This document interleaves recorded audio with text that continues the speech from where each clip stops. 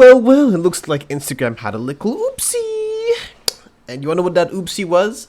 It turns out that Reels apparently got super violent. Now, I'm personally not on Instagram as much as I used to be. I find it's just like a cesspool of, stuff I don't know how to watch. And especially now, like, I think I got mostly memes. So I'd be watching these memes, I was like, ugh. And it gets bad when I know I've seen the same meme like 4 times. So I'm not on Instagram much, but apparently a lot of people got a lot of, very violent reels. And so basically, it all started with the Reddit post, actually, believe it or not, that was drawing attention to it. So we'll take a look at that in a second, but it just goes to show you that Instagram is not really immune to controversy, but this probably is like one of the worst ones they've had yet. And of course, if y'all remember Live Leak before I got taken down, that's where you got to see some of the most gruesome videos of all time. I mean, like cartel beheadings and all that, but we're not gonna go into all that stuff, okay? But that's essentially what we got. And so, let's actually read the Reddit post that started the discussion. So, of course, this comes from r/Instagram, and it asks here, what's happening with Instagram? Violent reels everywhere for the last 24 hours. Okay, what is seriously going on with Instagram lately? For the past 24 hours, it feels like Instagram's algorithm has gone rogue. My feed is absolutely packed with violent reels, like one after the other. It's like Instagram is now trying to make me question if I accidentally followed a bloodshed and chaos account. I get that the platform is all about engagement and trending, but did they really think of this way? This was the way to get people to scroll more. I'm not talking about the usual viral stunts or pranks either. Nope, it's graphic violence, aggression, and just straight up unsettling content. It's like Instagram decided, hey, who needs cute puppies or food reels when you can watch people getting hurt? Has anyone else been hit with the surprise it's a bloodbath reels? Or did I somehow get caught in a glitch? Either way, I'm hoping this doesn't become the new trend on Instagram because I came here for the memes, not to feel like I'm on a watch list. Let me know if you're experiencing this too, or I've just accidentally entered the Twilight Zone. And actually, if you go underneath this post, a lot of people were, were kind of airing their grievances as well. But we're not going to read them because I actually have an article I want to go through that actually details the situation, I believe, pretty well. So let's just jump right into it, actually. So this is from 404. Error, I think that's what it's called, or sorry, 404 Media. And essentially here, it starts off with an error in Instagram Reels caused its algorithm to show some users video after video of horrific violence, animal mistreatment, murders, deleted bodies, and other gore. Meta told 404 Media, the company said, we apologize for the mistake. Just a little oopsie. Sometime in the last few days, this error caused people's Reels algorithms to suddenly change. A 404 Media reader who has a biking related Instagram account reached out to me and said that his feed, which is typically dogs and bikes, had become videos of people getting blasted. I have never seen someone being eaten by a shark followed by someone getting someone getting, I forgot what that word says, to be honest, by a car crash, followed by someone getting, that was blasted, okay. He told 404 Media. To test this, the person let me log into his Instagram account and I scrolled reels for about 15 minutes. There were a couple of videos about dogs and a couple of videos about bikes, but the vast majority of videos were hidden behind a sensitive content warning. I will describe videos I saw when I clicked through the warnings. Many of them had thousands of likes and hundreds of comments. And so, just to give an idea, so this person literally got access to somebody's account just to test it out. And of course, none of this content is going to be posted in this video because that's what you call a quick ticket to an age restriction, and that means nobody sees this video. So we're not going to do that now, but if you really want to look it up, I'm sure you can find it. Y'all love computers and phones, right? All right, so let's actually look at some of the content that this person saw. So, sorry, this is going to be, some of these are disgusting. Anyways. Here we have an elephant repeatedly stepping on and flattening a man attacking a pig with a wrench, a close-up video of someone who had just been blasted in the head, a woman crying while laying on top of a loved one who had just been blasted to death, a man on a motorcycle stopping next to a pedestrian and blasted them in the head with a pistol. A lot of shootings. Sheesh. A pile of dead bodies, It would look like to be a war-type situation, a small plane crash in front of a crowd of people, a group of people beating a crocodile to death, a few videos by an account called People Dead Daily, a man being lit on fire, a man blasting a cashier at point-blank range. And in an email, a Meta spokesperson told 404 Media, "We have fixed an error that caused some users to see content in their Instagram feed that should not have been recommended. We apologize for the mistake." They said that the problem does not have anything to do with Meta's recent announcement that it would loosen some content moderation rules. So, as we can see here, so the most we're going to get is, oops, sorry, we accidentally might have let people see a bunch of gore. Just maybe. So just if you get some of that, our bad. It's okay. It's okay.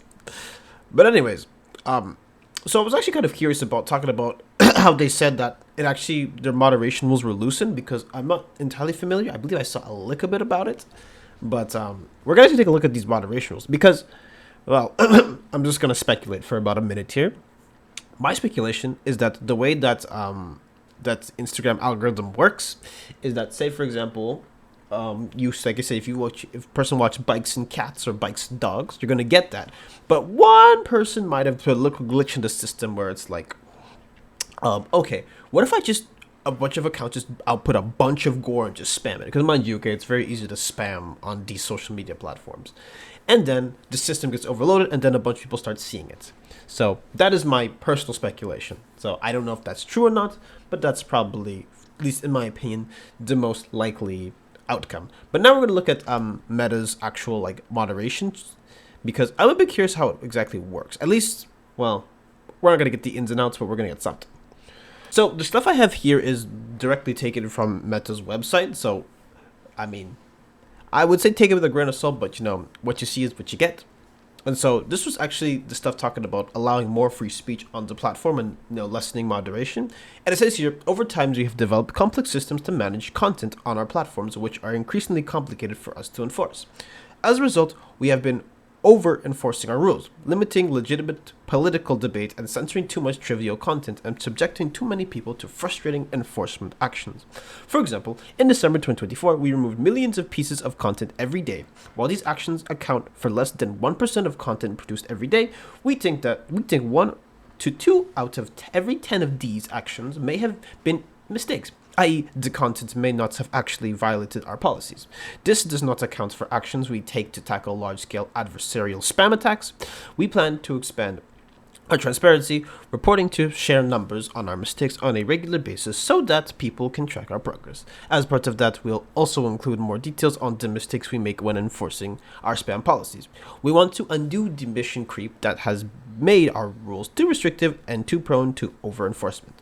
We're getting rid of a number of restrictions on topics like immigration, gender identity, and gender that are the subject of frequent political discourse and debate. It's not right that things can be said on TV or the floor of Congress, but not on our platforms. These policy changes may take a few weeks to be fully implemented.